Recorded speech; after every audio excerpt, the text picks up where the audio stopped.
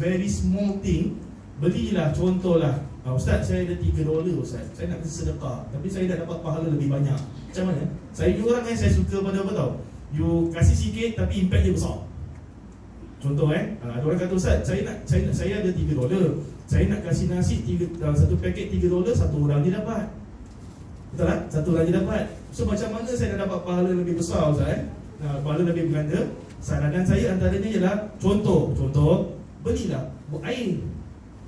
Belilah air. Contoh air yang kotak tu kan, 6 berapa? Ni orang yang pergi pasar tu, orang yang pergi supermarket tu, berapa agak yang 6 tu? $2 $2 yang tak tahu, memang tak tahu. Saya tu ambil je Ustaz. Orang kasih saya ambil, orang kasih saya ambil kan. Satu tu 6 kan, $2 kan. So maksud saya tu, instead of $3 kasih nasi, contoh kan, $3 kasih nasi, satu orang dia dapat.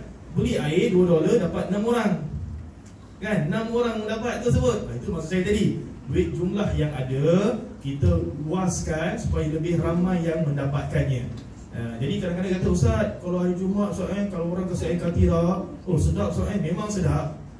Memang sedap. Tapi kalau contohnya lah, kita nak kasih 100 orang, air katira letaklah $2, $2 kali 100 dah $200. Contoh kan, $200. Jadi 100 orang aja dapat. Tapi kalau kita beli air lain yang mungkin harganya 50 sen ke $1 ke apa kan, dapat 200 orang. Contohlah, let's say lah air tu $1 contoh kan, dapatlah 200 orang kan. So saya punya orang, saya lebih galakkan macam itu. Bukan maknanya saya tak menghargai sumbangan yang besar, tidak. Tapi kadang-kadang ada orang dia nak beramal, dia nak bersedekah, tapi kemampuan dia gitu je.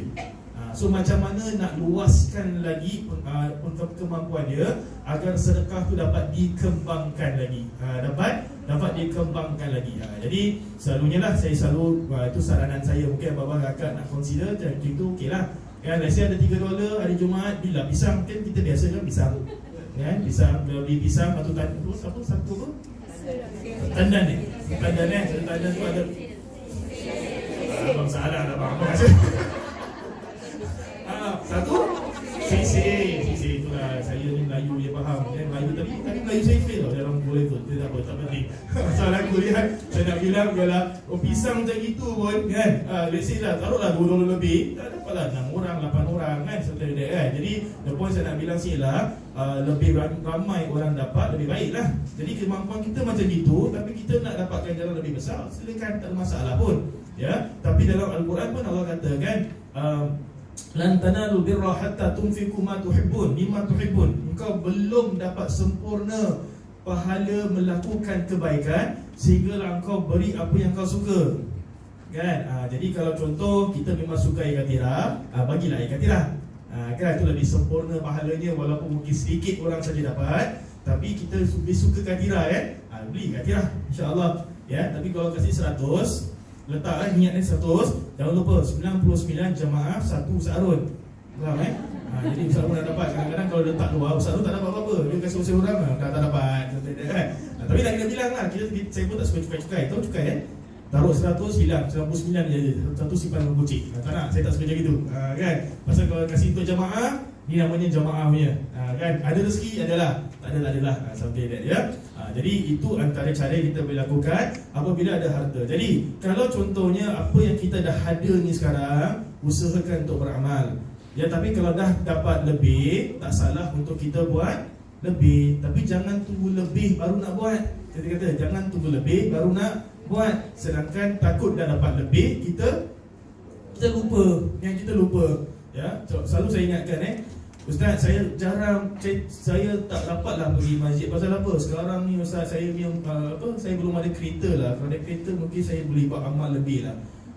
Letak kereta, nanti masalah lain. Kapak nak, kat mana nak kapak mahal, ERP dan sebagainya, macam-macam keluar ya. So apa yang dah ada, apa yang Allah dah bagi, manfaatkanlah sebaik-baiknya insya-Allah ya. Tapi kalau Allah, kita bersyukur.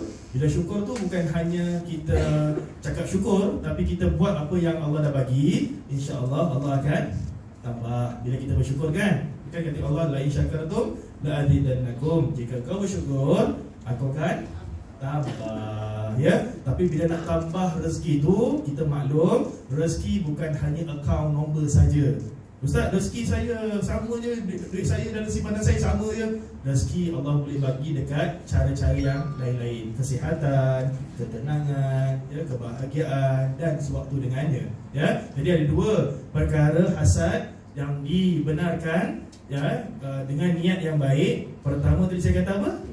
Ilmu, ya, ilmu. Yang nombor dua adalah harta, ya. Kalau ilmu tadi saya kata, oh, saya kalau jadi macam ni kan bagus. Lepas semayang saya boleh baca doa. Saya tak ada ilmu tu lah. Saya belum belajar lagi lah. Saya belum nak amalkan lagi lah. Contoh kan. Jadi kita tengok orang baca doa. Macam-macam doa dia baca. Aku tak tahu nak baca doa aku. Contohnya, ya. So kita ada sifat iri hati. Tapi dalam iri hati tu bukan nak jatuhkan dia, tapi kita nak dapat sesuatu yang macam dia. Yang macam dia. Tapi apa yang kita ada sekarang ni, amalkan. Jaga dulu, insya-Allah. Bila kita jaga, insya-Allah Allah akan tambahkan. Seterusnya saya nak kongsikan pasal munafik tadi kan. Kata Nabi SAW, maksud daripada hadis tersebut, ada 3 tanda-tanda orang munafik. Ya, 3 tanda orang munafik. Orang namanya munafik ni, kata Allah, innal munafiqina fid darkil asfali minan nar. Sesungguhnya orang yang munafik ini orang yang paling bawah dalam api neraka. Wa na'udzubillah. Ya, munafik ni dia bukan keluar Islam, tapi dia tipu terhadap diri dia sendiri, ya, terhadap diri dia sendiri. So, apakah tanda-tanda orang munafik? Kata Nabi SAW, yang pertama, idza hadatsa kadhiba. Idza hadatsa kadhiba. Maknanya bila dia cakap, dia bohong. Dia cakap, dia bohong. Dia selalu cakap tapi dia bohong. Dia tahap bohong yang dah kronik. Kronik, sikit-sikit nak bohong. Kadang-kadang kalau dah kronik ni pasal ada kawan saya kata, Ustaz, saya dengan dia Ustaz 10 benda dia cakap dengan saya, 11 benda saya tak percaya. Wow, sampai gitu saya kata. Maknanya memang dah tak percaya lah kan. Tapi kalau dia cakap sesuatu tentang apa secara zahir, kita terimalah. Tapi kalau dia cakap sesuatu tentang orang lain ataupun benda lain, tu yang saya kata tadi, kita dah kenal orang ni. Dia ni kalau cakap mesti tipu lah macam susah nak percaya lah. Kita dah tahu macam itu. The next time kita berhati-hati. That's why kan kata Allah Subhanahu Wa Taala, sesungguhnya kebanyakan sangkaan adalah berdosa, adalah benda yang salah. Kan? Jadi kalau orang tu cakap, kita memang dah tak percayalah dengan dia dah. Kita dengarkan aja pasal kita dah tahu perangai dia macam mana. Kan, dah tahu perangai dia macam mana. Tapi kita nak cakap, kita tak boleh cakap. Takut nak cakap. Takut sekecil hatikan dia. Contohlah kan. Tapi mungkin dia kawan kita, mungkin dia adalah keluarga kita. But next time kalau dia cakap dengan kita, dah dengarkan aja. Tak payah nak ambil bulat-bulat. Pasal kita tahu orangnya macam mana. Ya, orangnya macam mana. Ada orang dia cakap, dia selalu gunakan nama orang lain. Pernah tak jumpa orang macam ni? Ustaz cakap, ada ustaz cakap, oh, ustaz cakap, ustaz balik rumah mengajar, ni namanya mengajar kan, muslimah balik rumah, ustaz cakap tadi, oh ustaz cakap nama aku, dia keluar. Padahal tak cakap apa pun kan, contoh dia. So depan saya nak bilang ni lah, kadang-kadang dalam perbualan kita suka cakap pasal orang lain. Contoh kita suka gunakan nama orang lain. Contoh, tapi kalau untuk kebaikan tak apalah. Tapi kalau untuk kejahatan, masalah tu. Ya. Jadi pastikan bila kita tahu orang ni macam ini, memang susah nak cakap. Ingat kalau orang tu memang suka bohong, susah untuk kita dengar. Ya, ada tu jemaah dia datang masjid Darussalam. Dia kata, Ustaz, saya ada hajat lah Ustaz, saya nak bayar nazar. Tahu nazar? Nazar tu maknanya dia cakap saya nak sesuatu dan saya bila saya dapat, maka saya nak buat ni. So dia buat wakaf 1000. Dia kata nazar ni adalah sebagai nazar saya. Nazarnya apa? Dia suami isteri lah. Suami isteri Nazarnya apa cik? Nazarnya supaya anak saya dapat nikah lah Ustaz. Oh, naknya nikah. Dia kata lah, naknya nikah.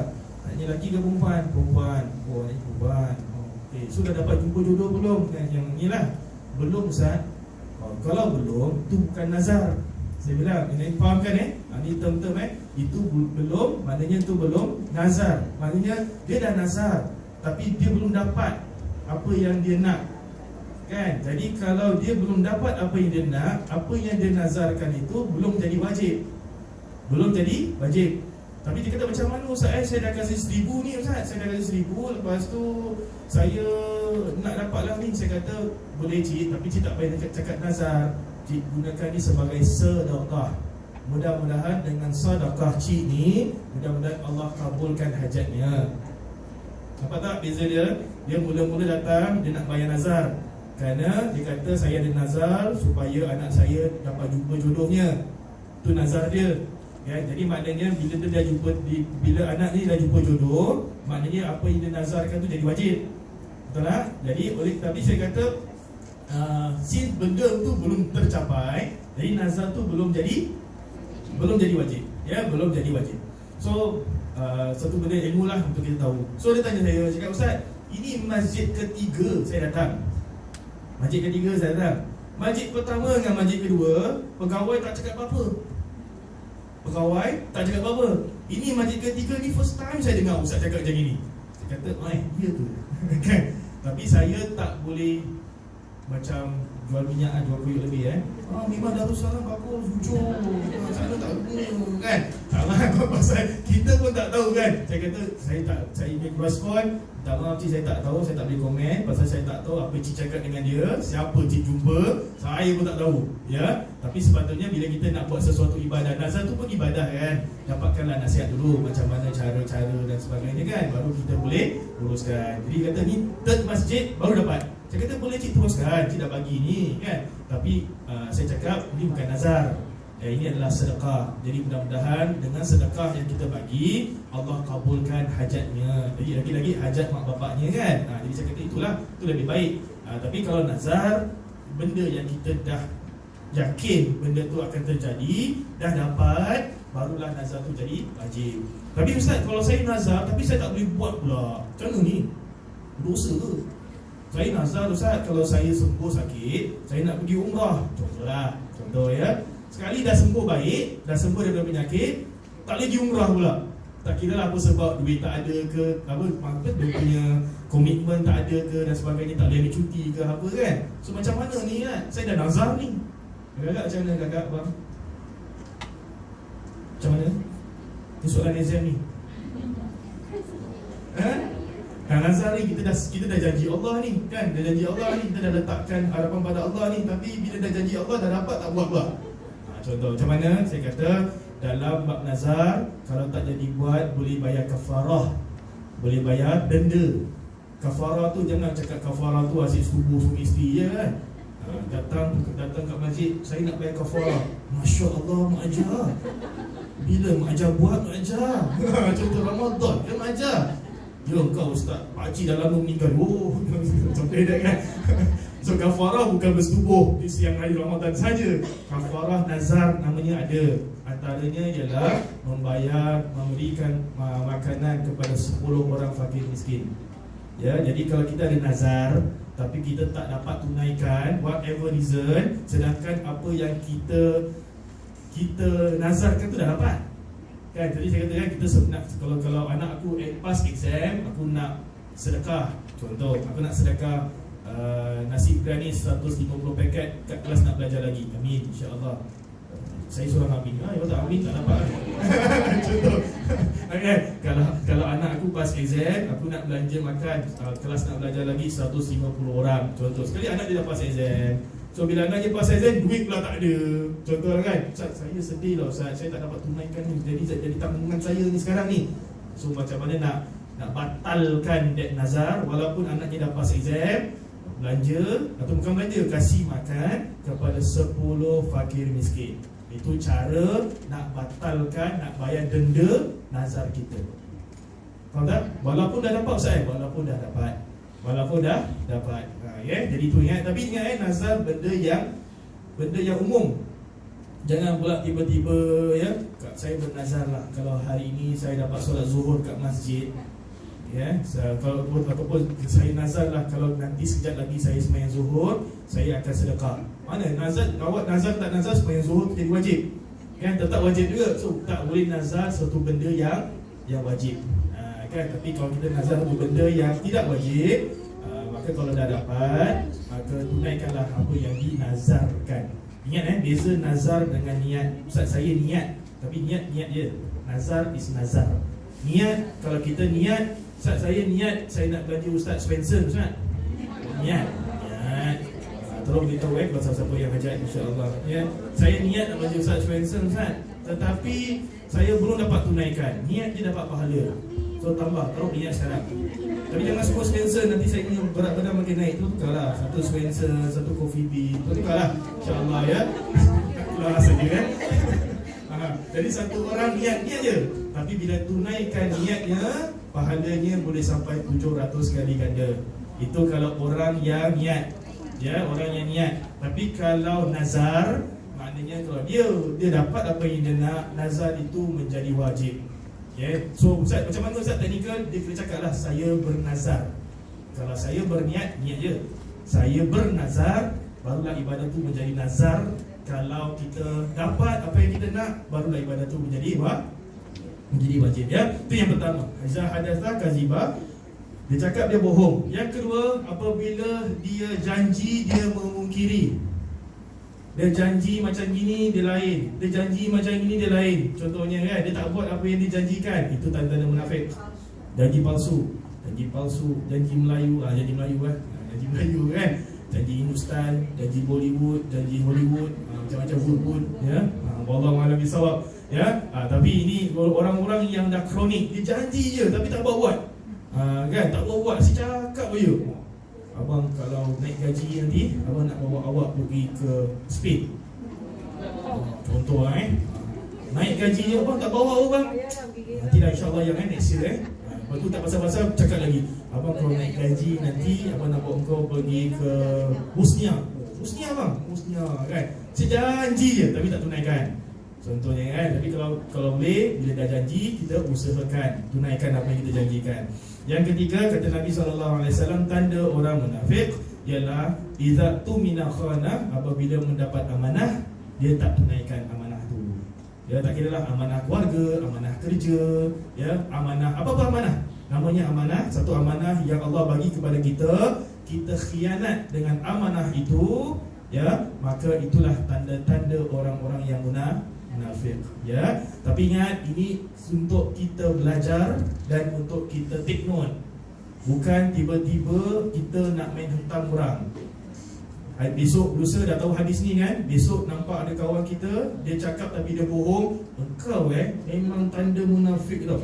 Kau tahu tak munafik kat mana? Bawah neraka tau, kau tahu tak? Wah, kita dah main hukum pula tu tapi kita boleh ingatkan, janganlah sampai gitu sangat. Ya, kalau kau contoh kau janji aku pukul 2, kau lambat, kau bilanglah aku kan, sorry aku lambat sekejap. Okey tak ada masalah pun kan. Tapi jangan pula tak bilang, senyap kan. On the way, biasa kita dengar on the way kat mana? Dekat rumah. Ya, baru-baru keluar rumah, on the way ya. So kalau lambat, bilang lambat, tak ada salah pun. Ya, Ustaz saya dah janji dia pukul 10 Ustaz, tapi saya lambat. Adakah saya munafik? Tidak. Bilang dia saya lambat, ada urusan, ada sebab. Okey.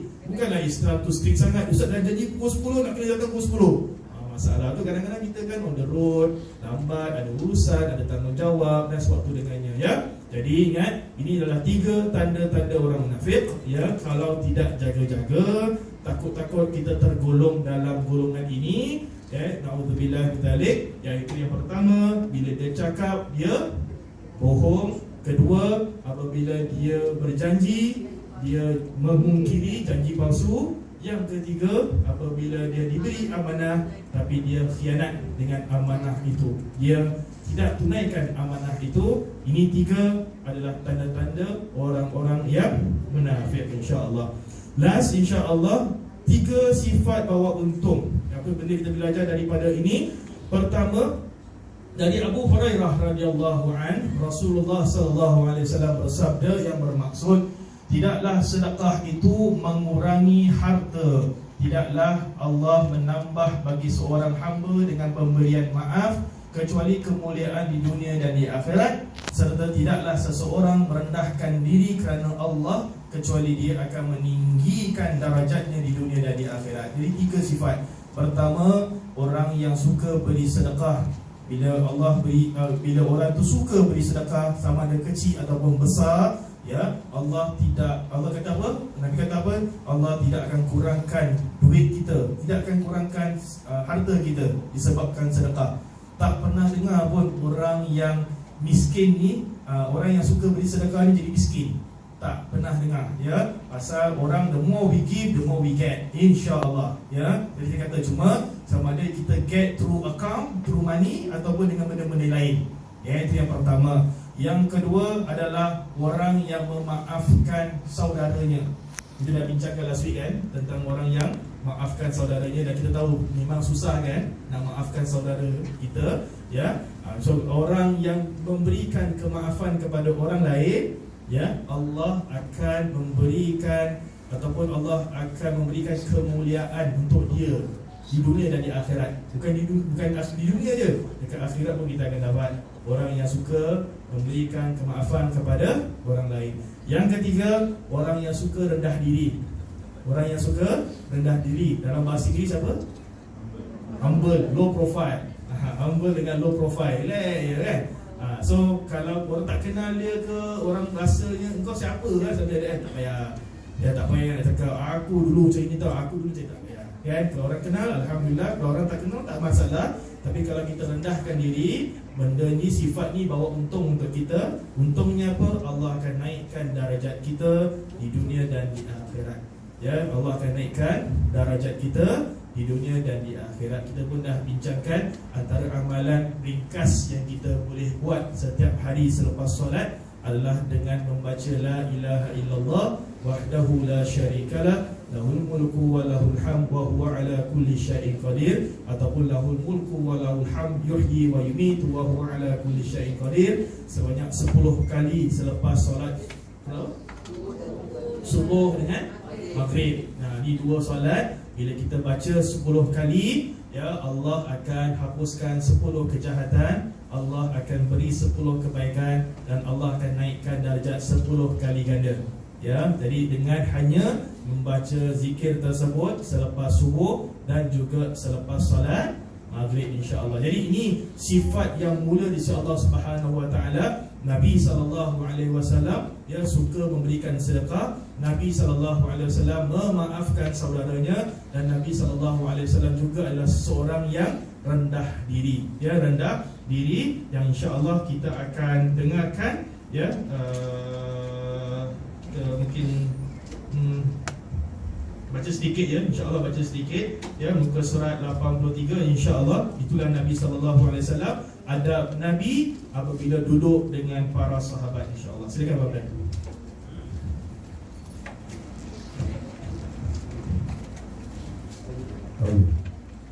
Adalah Nabi SAW adalah seorang yang sangat merendah diri dan tawadu, tidak meninggi diri terhadap para sahabat yang lain, bersesuaian dengan firman Allah Ta'ala kepada baginda, rendahkanlah sayapmu, merendahkan dirilah wahai Muhammad kepada orang-orang yang beriman. Baginda akan duduk bersama para sahabat yang lain seperti duduknya para sahabat juga.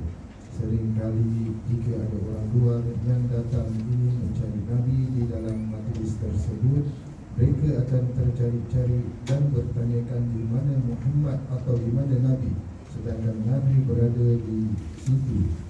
Ini kerana Nabi tidak dapat dikenali disebabkan semuanya duduk bersama.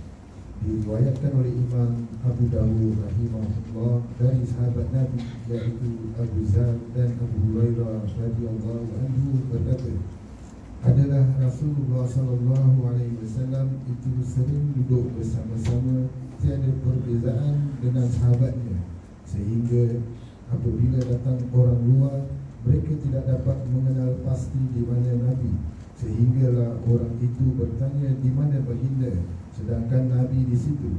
Maka kerana itu kami minta kepada Rasulullah SAW agar mengizinkan supaya dibuatkan satu tempat agar orang luar yang datang dapat mengenalinya jika mereka datang.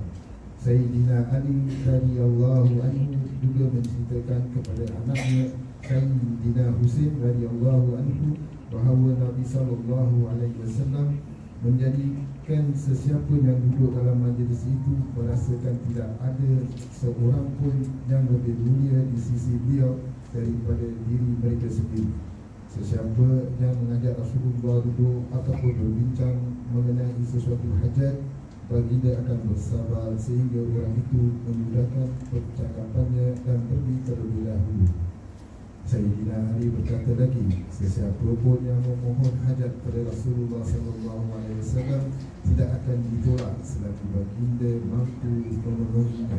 Jika tidak mampu, baginda akan menyatakan dengan bahasa yang paling baik.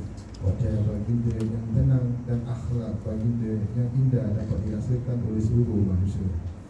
Majlis Rasulullah SAW adalah majlis yang dipenuhi dengan sifat tenang, sifat bermaafan, perasaan malu, amanah dan sabar. Tidak ada yang meninggikan suara, tidak ada mahram yang dicela, tidak ada keburukan yang disebarkan. Mereka semua sama kedudukannya. Mereka saling menghormati, penuh takwa dan saling merendah diri dalam majlis itu. Mereka menghormati orang tua, menyayangi anak muda, mendahulukan yang memiliki hajat dan menjaga hak orang yang baru memeluk Islam di kalangan mereka. Baik, Alhamdulillah. Ini adalah topik yang ke-7 ya, yang ke-7, iaitu Nabi SAW punya adab apabila duduk dengan para sahabat. Nabi SAW walaupun dia dah satu tahap yang sedemikian, tapi Nabi SAW dapat dia senantiasa duduk bersama dengan para sahabat radhiyallahu anhum. Nabi apabila makan, Nabi duduk bersama dengan sahabat. Kita tengok cerita ni sehingga orang tak nampak siapa mana Nabi SAW. Maknanya Nabi tak suka ada special place, ya, special occasion, location, tempat-tempat tertentu, ya. Tapi tak salah, bukan bermakna literally Nabi tak suka macam gini dan yang lain tak payah buat lah, ya. Pada saya kan saya katakan, Nabi pun katakan apa, janganlah kau panggil aku sayyid, janganlah kau panggil aku tuan, tapi kita panggil sayyid disebabkan penghormatan kita pada Nabi SAW. Jadi bukan bermakna kalau ada makanan untuk VIP ke dan sebagainya, bukan bermakna mereka ini tak macam Nabi SAW. Nabi makan dengan masyarakat, Nabi makan dengan umat, jadi makan sendiri contohnya kan. Nabi SAW sifatnya adalah merendahkan diri, dan tak salah kalau kita memberikan keutamaan kepada orang-orang tertentu, tak ada salah. Ya, tak ada salah. Contohlah yang datang, kita datang ke rumah anak kita. Bila datang ke rumah anak kita, kalau contoh meja makan, kita tahu kat sini tu tempat duduknya ketua ketua yang paling ujung sekali ketua kan. So kalau sebelum bapak kita datang, sebelum mak kita datang, itu tempat biasanya suami duduk. Contohnya suami duduk. Memang kita cakap standard macam itu Ustaz. Kadang-kadang kebanyakan orang, maaf kata orang lama, kadang-kadang dia cakap itu yang ketua duduk sini, contoh Tapi bila bapak mak kita datang, sebagai tanda hormat kita kepada bapak kita, tanda hormat kita pada mak kita, mereka bukan minta, tapi hormat kita kepada mereka, duduk sini contohnya kan. Cakap ni kan untuk ketua keluarga. Tak, dalam ketua keluarga sekarang ini bapak lah kedua, tak masalah. Pasal ni adalah satu penghormatan kita kepada orang tua kita, contohnya. Tak salah pun dan tak rugi pun kita membesarkan bapak mak kita sendiri, ya. Tapi kalau dia tak ada, kita lah ketua, contohnya lah. Sama juga dalam bab semayang. Bila cakap dalam semayang, kita datang rumah, contohlah bapak mak kita datang ke rumah kita, menantu datang rumah menantu, datang rumah anak. Siapa yang layak jadi imam?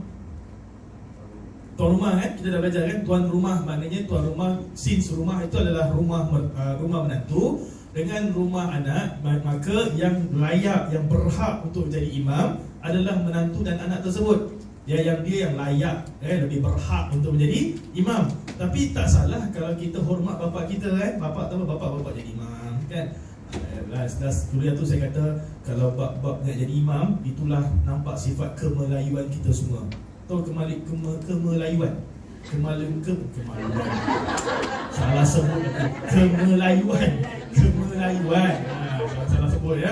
Kemelayuan maknanya kita akan menggunakan jari kita. Nampak? Ibu jari kita. Ini pun nama ibu jari kan. Dia akan menggunakan sila. Tahu tak? Dia jadi imam kan? Sila je. Awak lebih tua, awak depan. Sila je. Sampai dah kan. Jadi kalau kita datang rumah Bapa mentua datang rumah, menantu akan gunakan sila pak. Bapa sila pak, yang bapa pula sila nak. Sampai bila lah sila kan. Tapi ini selalu yang berlaku ni yang lelaki je. Yang perempuan tak ada. Perempuan ni depan lah seorang kan. Korang makin belakang korang nak jadi makmum ke apa, something like that kan.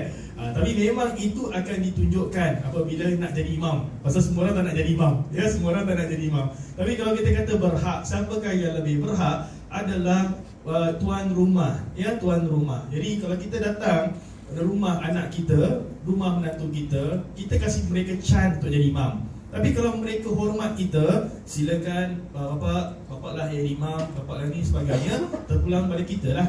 Kita dah bincangkan dalam solat berjamaah. Kalau contohnya meninggal tu adalah arwah bapa kita, arwah mak kita, kita adalah sebagai anaknya. Siapa yang layak jadi imam? Anak, pewaris dia yang layak untuk jadi imam. Dia lebih berhak. Walaupun dekat belakang tu mungkin ada ustaz-ustaz yang hebat ke apa ke dan sebagainya kan, tetapi yang layak, yang berhak untuk jadi imam adalah anaknya, pewarisnya. Tapi kalau tak salah, kalau pewarisnya, walaupun pewarisnya tahu macam nak jadi imam, tapi oleh kerana dia nak menghormati orang lain, ya, dia nak menghormati orang lain, dia nak menghormati guru dia, contohnya kan, minta gurunya menjadi imam kepada arwahnya, cuma sebagainya. Saya pernah satu kali arwah salah satu seorang daripada pelajar kita, dia meninggal. Suami isteri ikut kelas saya, ikut kelas kita lah, ikut kelas kita dah berapa tahun dah, dah lebih daripada 5 tahun. Dia dah meninggal. So bila meninggal tu, saya dapat tahu jenazah itu dibawa pergi Masjid Al-Khair. That time saya belum tinggal Choa Chu Kang lagi So bawa pergi Masjid Al-Khair untuk disolatkan. So saya pergilah Masjid Al-Khair, pergi solat jenazah pasal saya ada masa dan saya sama-sama nak solatkan jenazah Saya sampai. Bila dah on the way tu, arwah punya isteri mesej saya, Ustaz, saya boleh, kalau boleh saya nak ustaz jadi imam. Saya nak ustaz jadi imam. Ni isterinya mesej isterinya mesej. Tapi saya pula kalau saya boleh recall, saya tak baca ke apa ke, wallahu a'lam bissawab. Jadi bila sampai Masjid Al-Khair, terus imam tu yang pengurus jenazah tu nampak saya, Ustaz Harun, silakan jadi imam. Ni pun pelajar ustaz. Ustaz lah layak jadi imam kepada pelajarnya, contohnya Jadi saya pergi depan. Sini dari pasal yang pengurus jenazah tu pun saya minta bila pewaris ni tanya, Ustaz ada tak pengurusan jenazah, saya kasih kontak dia lah. Jadi dia cakap, Ustaz sini pelajar Ustaz lah yang jadi imam kepada arwahnya. So bila saya jadi imam dah di Masjid Al-Khair, dia jadi imam. Selepas dia dah jadi imam, baliknya si isteri baru baca mesej isterinya. Kata, Ustaz, alhamdulillah, walaupun Ustaz tak baca, tapi itulah hajat kita suami isteri. Kita nak Ustaz yang sembahyangkan jenazah kita. Contohnya lah Tapi walaupun dia ada hajat, tapi dia kan perempuan kan, yang layak tetap adalah yang lelaki yang jadi imam. Jadi siapa yang layak tu adalah, dia tak ada anak masa tu, dia tak ada anak. Jadi yang layak tu adalah adik-beradik arwah lah.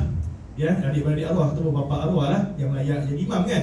Tapi oleh kerana mereka pun tak nak, mereka pun tak bersedia, jadi mereka beri kepada pengurusan jenazah. Pengurusan jenazah pula nampak saya, dia dahulukan. Jadi dia tolak dia lah kan. Jadi manakah yang terbaik? Semua yang terbaik. Cuma siapakah yang nak ke depan? Something like that Jadi saya, walaupun saya tengok ni anak murid saya, tapi saya tak boleh balik ke depan. Pasal apa? Pasal ni ada pewaris, ni ada keluarga yang sepatutnya dahulukan dahulu kan. Jadi itulah cara yang terbaik yang dilakukan oleh Nabi SAW. Nabi SAW adalah seorang yang rendah diri. Ya, yang kita belajar ni tadi rendah diri. Bila mana kita rendah diri, bukan membawa kerugian semata-mata, tapi kita juga membawa kebaikan dan Allah akan naikkan darajat kita, insya-Allah. Ya. Jadi saya kata tak salah kalau kita menghormati orang lain, kita kasih VIP kepada orang lain, dengan syarat dia tak minta lah. Kalau dia minta lain kalau dia minta lain macam tu, saya makan, awak suruh saya makan dengan ini cuba, tak boleh, saya nak makan sendiri. Itu dah lain, itu dah cara lain, cara yang tak ikut kepada ajaran Rasul sallallahu alaihi wasallam. Nabi tak pernah minta dihormati, tapi orang menghormati Nabi sallallahu alaihi wasallam. Ya, jadi kita pun tak minta dihormati, tapi kita orang menghormati kita. Dan saya yakin apabila kita hormat orang akan hormat kita, insya-Allah. In order for us to get respect, you kena respect orang dulu, baru you dapat that respect, kan? Jadi itu cara Nabi SAW. Dan Nabi SAW, kalau contoh ada orang hajat, Nabi bagi masa Nabi bagi masa untuk dengarkan apa hajat-hajat mereka, ya, untuk dengarkan apa niat mereka, untuk dengarkan keluhan mereka. Itulah Nabi SAW, ya. Nabi tak pernah mengindahkan mereka, ya. Nabi SAW tak pernah reject mereka walaupun mereka ni ada hajat yang berbagai-bagai, ya. Tapi Nabi SAW memberikan masa yang terbaik, memberikan layanan yang terbaik kepada semua para sahabat radhiyallahu an. Dan inilah Nabi SAW. Dan marilah sama-sama, insya-Allah next class kita akan sambung lagi topik ini, insya-Allah. Sekarang masa pun dah zuhur dah dekat. Jadi saya mengajak semua, ayuh sama-sama kita membaca selawat kepada Rasul SAW yang ringkas, insya-Allah. Kita baca selawat yang ringkas. Mudah-mudahan dengan selawat yang ringkas ini dapatlah kita dapat mencontohi, dapatlah menambahkan cinta kita kepada Rasul sallallahu alaihi wasallam, insya-Allah. Sama-sama saya. Sallallahu ala Muhammad, sallallahu alaihi wasallam, sallallahu ala Muhammad, sallallahu wasallam. Semua sallallahu ala Muhammad, sallallahu alaihi wasallam, sallallahu ala Muhammad, sallallahu alaihi wasallam.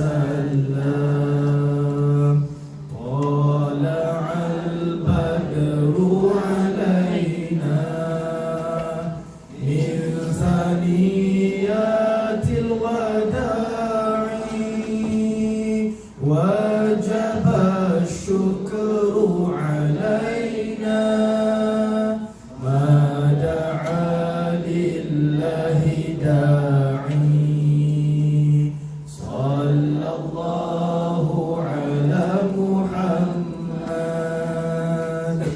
صلى الله عليه وسلم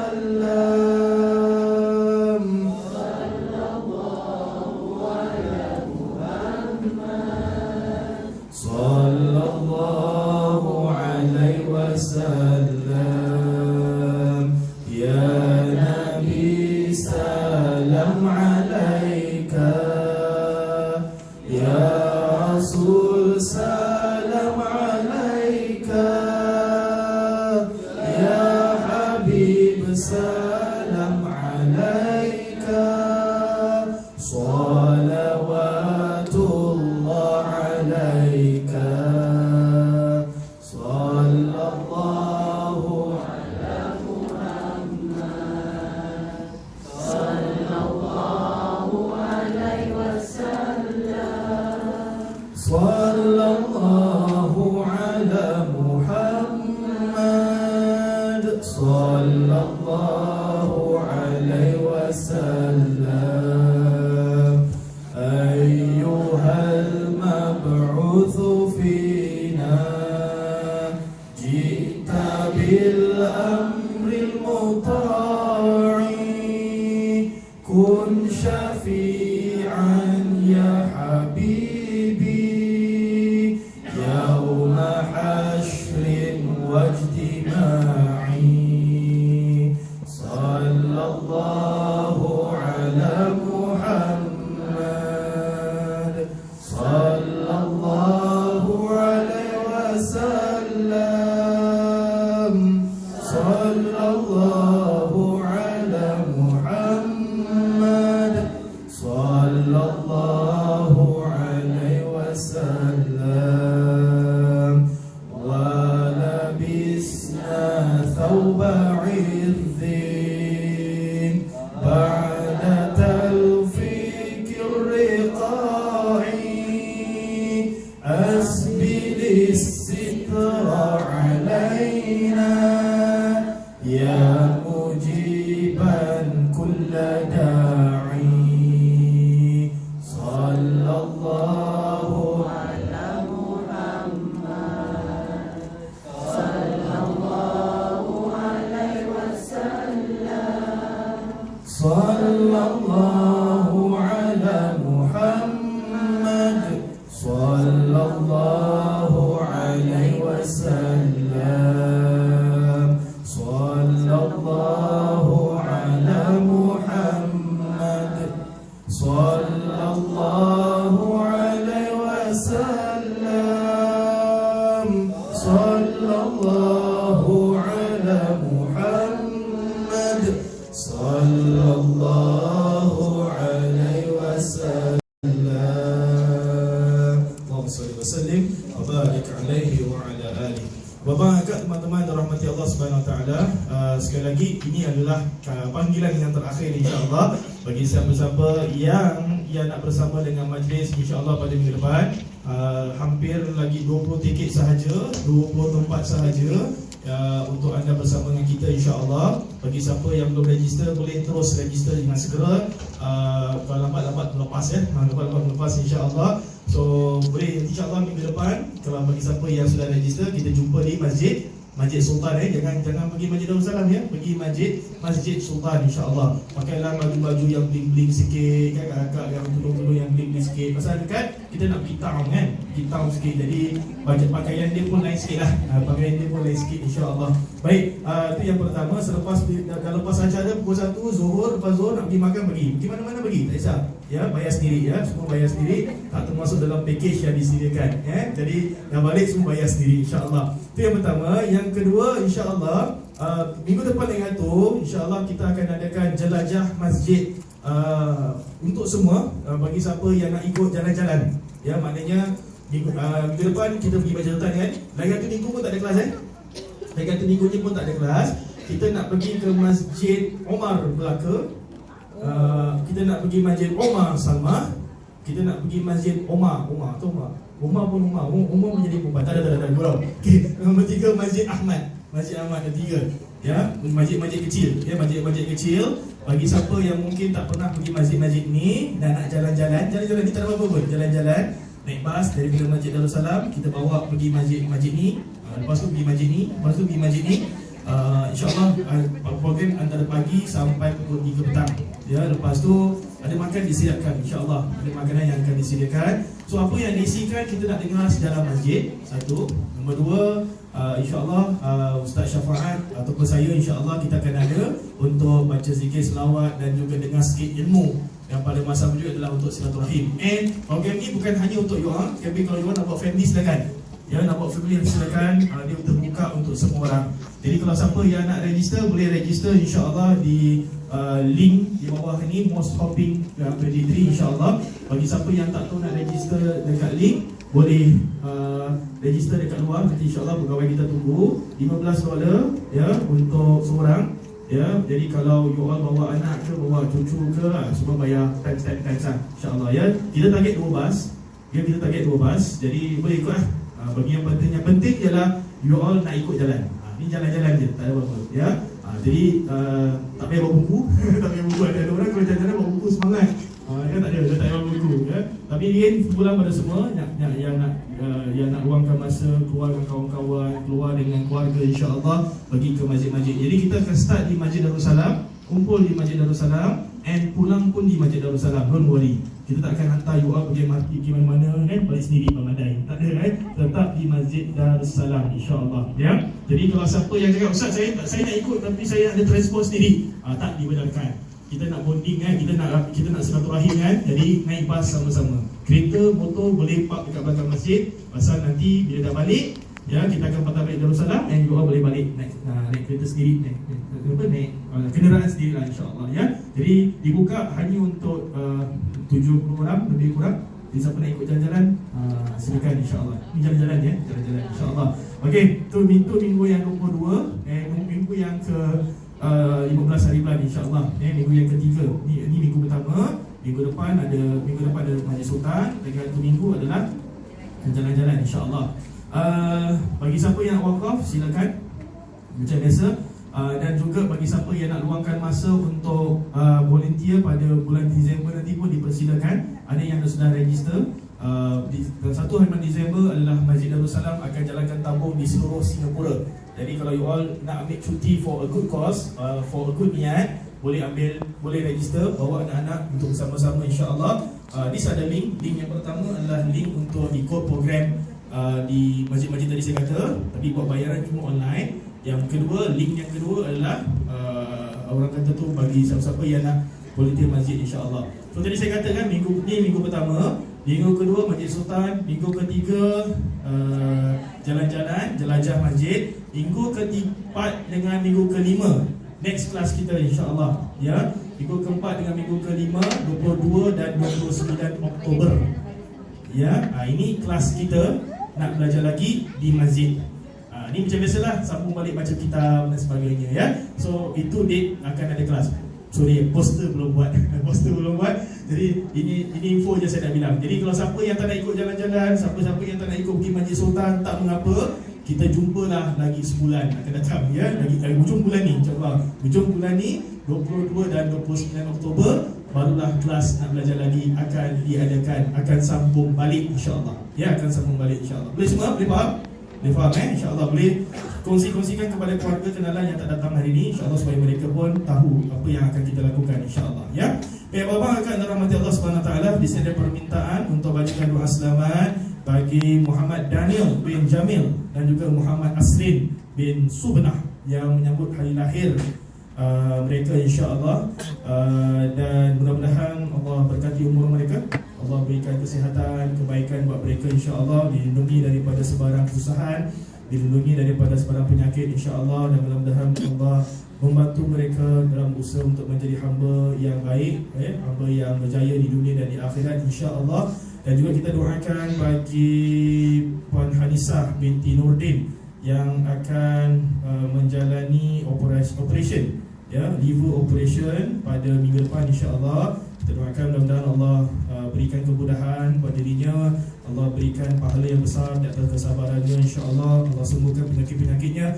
dan mudah-mudahan juga Allah sembuhkan segala penyakit-penyakit kita insya-Allah ya. Allah berikan kita kekuatan dalam kita mengharungi ujian-ujian kita dalam kehidupan ini insya-Allah, dan mudah-mudahan Allah berkati rezeki kita dan digantikan dengan rezeki yang lebih baik. Amin ya rabbal alamin. Atas niat ini dan apa jua yang baik, Al-Fatihah.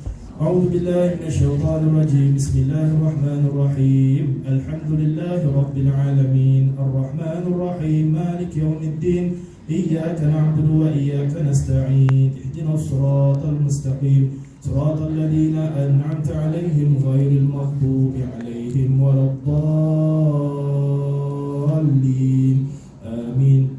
Baik, sebelum saya tutup, ini kelas-kelas kita sebelum dijumpa lagi satu kali.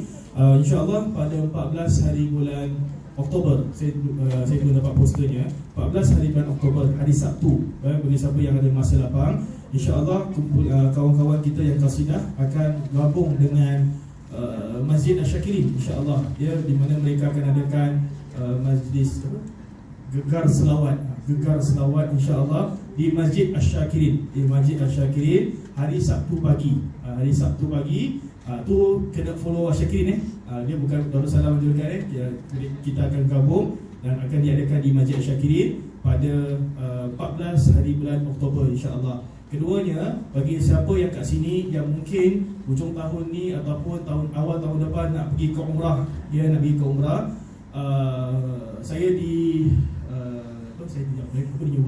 saya diundang untuk mengajar kelas. Bukan bawa jemaah yang salah faham Saya diundang untuk mengajar kelas umrah ya, bersama dengan syarikat, yang di mana syarikat ini akan adakan kelas di Masjid Al-Mu'minin. Bagi siapa yang nak belajar dengan saya, dengan setakat belajar khusus saja, hujung tahun ni, dan juga untuk grup yang hujung tahun ni dan juga awal tahun depan ataupun tahun depan lah saya cerita tapi you nak belajar, you nak start belajar, kelas tu untuk semua. Bagi siapa yang nak tahu, boleh dijumpa saya. Nanti saya bilang cara-cara dia lah saya tak boleh promote untuk semua orang dan saya pun tak boleh promote syarikat mana. But saya diminta untuk ajar kelas itu. Again ajar sahaja ya. Jangan cakap saya bawa jemaah. Saya tak bawa jemaah tahun ni ataupun tahun depan. Jadi kalau siapa yang nak belajar pasal umrah insya-Allah, kerana nak pergi umrah tak lama lagi, boleh ikut bersama-sama insya-Allah dalam kelas tersebut. Jumpa saya, nanti insya-Allah saya akan beritahu cara-caranya syarikat mana dan sebagainya insya-Allah. Baik, Bapak Kakak dan rahmati Allah, bila sama-sama kita doa, mudah-mudahan Allah berikan kebaikan insya-Allah. Bismillahirrahmanirrahim. Alhamdulillah Rabbil Alamin. Wassalatu wassalamu ala ashrafil anbiya wal mursalin Sayyidina Muhammad wa ala alihi wa sahbihi ajma'in. Allahumma inna nas'aluka al-afwa wal afiyah wal mu'afata ad-da'ima fid din wad dunya wal akhirah. Allahumma inna nas'aluka al-huda wat tuqa wal afafa wal ghina. Allahumma inna nas'aluka al-afwa wal afiyah wal mu'afata ad-da'ima fid din wad dunya wal akhirah. اللهم عافنا في بدننا اللهم عافنا في سمعنا اللهم عافنا في بصرنا.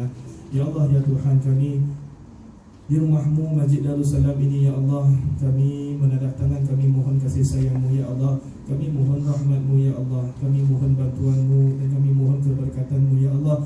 Berkatilah pertemuan kami ini ya Allah, berkatilah pertemuan kami ini ya Allah. Jadikanlah pertemuan kami, kumpulan kami di masjid ini sebagai usaha untuk mendekatkan diri kami kepadamu ya Allah, sebagai usaha untuk memberikan ketenangan dalam hati-hati kami ya Allah, sebagai usaha untuk memberikan kekuatan dalam diri kami, dalam kami menyelesaikan masalah-masalah kami, dalam kami menghadapi setiap ujian yang telah Engkau berikan kepada kami ya Allah. Berikanlah kekuatan, kemudahan dalam kami menyelesaikan setiap masalah-masalah kami ya Allah. Berikanlah kami kekuatan, kemudahan dalam kami menghadapi ujian dalam kehidupan ini ya Allah. Kepada siapa lagi tempat kami meminta jika bukan kepada Engkau ya Allah. Engkau lah yang maha kuat, Engkau lah yang maha bijaksana, dan Engkau lah yang maha mendengar ya Allah. Ya Allah, ampunkanlah dosa-dosa kami, ampunkanlah segala kesalahan, kesilapan kami, ampunkanlah segala dosa ibu ayah kami ya Allah, ampunkanlah segala dosa ahli keluarga kami ya Allah, ampunkanlah juga dosa teman-teman kami ya Allah. Ya Allah, sayangilah ibu ayah kami ya Allah, seperti mana mereka telah memberikan kasih sayang kepada kami sejak kami kecil lagi ya Allah. Ya Allah, ibu ayah kami yang masih ada, panjangkanlah umur mereka, berikanlah kepada mereka kesihatan dan kekuatan ya Allah. Ibu ayah kami yang telah meninggal dunia, ampunkanlah dosa-dosa mereka, tempatkanlah mereka bersama orang-orang yang saleh dan yang salihah, jadikanlah kubur mereka antara taman-taman syurga-Mu ya Allah. Ya Allah, bantulah kami dalam usaha kami untuk menjadi hamba-hamba-Mu yang saleh dan salihah ya Allah, dalam usaha kami untuk menambahkan cinta kami kepada Rasul-Mu Nabi Muhammad sallallahu alaihi wasallam. Matikanlah kami dalam keadaan husnul khatimah, matikanlah kami dalam keadaan husnul khatimah ya Allah. Ya Allah, jadikanlah perkataan yang terakhir dalam hidup kami dengan lafaz la ilaha illallah Muhammadur Rasulullah sallallahu alaihi wasallam. Ya Allah, ya Tuhan kami, ampunkanlah dosa-dosa kami, sembuhkanlah segala penyakit-penyakit kami, mudahkanlah segala urusan-urusan kami ya Allah, mudahkanlah segala urusan pekerjaan kami, mudahkanlah segala urusan keluarga kami. Lindungilah kami sekeluarga daripada sebarang bala dan wabak ya Allah. Ya Allah, berkatilah juga rezeki kawan-kawan yang berkongsi rezeki dengan kami pada hari ini ya Allah. Berkatilah rezeki mereka ya Allah, gantikanlah rezeki mereka dengan rezeki yang lebih baik di sisi-Mu ya Allah. Engkau lah yang maha kaya, Engkau lah yang maha memberi, dan Engkau lah yang maha penyayang ya Allah. Rabbana hab lana min azwajina wa dhurriyyatina qurrata a'yun waj'alna lil muttaqina imama. Rabbana la tuzigh qulubana ba'da idh hadaytana wa hab lana min ladunka rahmatan innaka antal wahhab. Rabbana atina fid dunya hasanah wa fil akhirati hasanah wa qina adzaban nar. Sallallahu ala sayyidina Muhammad wa ala alihi wa sahbihi wa baraka wa sallam. Walhamdulillahi rabbil alamin. Subhanakallahumma wa bihamdika asyhadu an la ilaha illa anta astaghfiruka wa natubu ilaik. Terima kasih semua, mohon maaf atas segala kekurangan. InsyaAllah yang akan ikut di Masjid Sultan dan ikut jelajah masjid, jumpa nanti. Bagi siapa yang tak ikut, tak mengapa, kita jumpa nanti pada akhir tahun. Akhir tahun ke akhir bulan, insyaAllah ya. Terima kasih. Assalamualaikum warahmatullahi wabarakatuh.